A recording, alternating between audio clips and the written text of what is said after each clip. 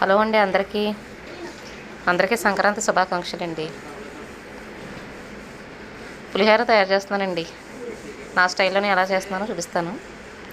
అన్నీ పెట్టాలంటే అవ్వలేదండి వీడియో. పులిహోర ఒకటే పెడుతున్నాను. రైస్ ఇలా పసుపు వేసుకుని ఉడకబెట్టేసుకున్నానండి. రైస్ వండేటప్పుడు పసుపు వేసుకుంటే సరిపోద్ది. అంతేనండి. ముందు వేరుశనగ గుళ్ళని పచ్చెనపప్పు వేయించేసుకోవాలి. అన్నిట్లో కలిపి అయితే యాగవండి. తర్వాత మినపప్పు వేసుకోవాలి, అల్లం ముక్కలు ఇవన్నీ వేసుకుని వేయించుకోవాలండి ముందు. తర్వాత కరివేపాకు అవన్నీ వేసుకోవాలి. ఇవి బాగా వేగిపోయిన తర్వాత కరివేపాకు, ఎండుమిరపకాయలు, ఆవాలు వేయించేసుకున్నానండి.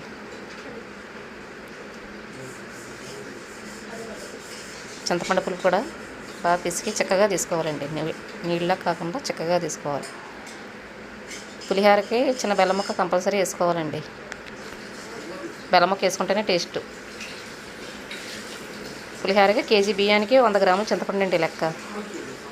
ఇంకంతకన్నా ఎక్కువ వేసుకున్నా బాగోదు. 100 గ్రాములు వేసుకుంటే కరెక్ట్గా సరిపోద్దండి. పచ్చిమిరపకాయలు మనం పులుసు ఉడకపెట్టినప్పుడు వేసుకుంటే బాగుంటుందండి. వేయించుకోకుండా పులుసులో ఉడకపెట్టుకుంటే పచ్చిమిరపకాయలు తినడానికి బాగుంటాయి. రైస్ కూడా రెడీ అయిపోయిందండి. పులుసు కూడా రెడీ అయిపోయింది. ఒక బేషన్లో వేసి చల్లారబెట్టుకోవాలండి. బాగా చల్లారిన తర్వాత ఆవపిండి వేయాలి. 2 స్పూన్లు ఆవపిండి వేసుకుని బాగా కలుపుకున్న తర్వాత పోపులు వేసుకోవాలి. లేదంటే ముద్దల కింద ఉండిపోద్దండి.